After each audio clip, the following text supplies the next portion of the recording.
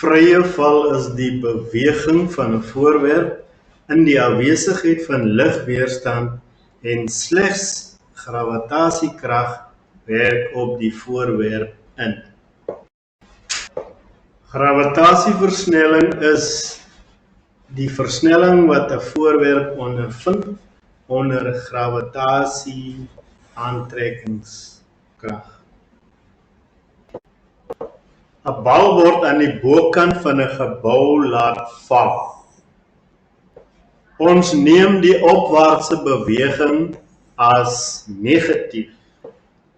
Dan is al die vektore wat afwaarts werk positief.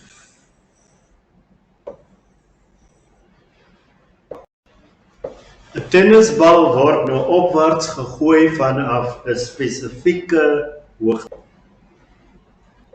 Die beginsnelheid van hierdie bal is 10 meters per sekonde. By die draaipunt van hierdie bal is die snelheid nou 0 meters per sekonde. Die bal val afwaarts en begin weer met 'n beginsnelheid van 0 meters per sekonde. Op die grondvlak bereik die bal 'n eindsnelheid wat negatief is.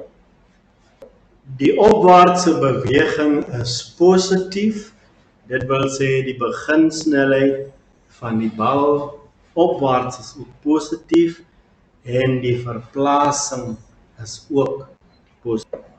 Wanneer die bal terugkeer is die beginsnelheid 0 meters per sekonde, die verplasing is nog steeds positief en dan aan die onderpunt van hierdie lyn bereik die bal 'n verplasing wat negatief is. Die bal word nou opwaarts gegooi teen 'n snelheid van 20 meters per sekonde.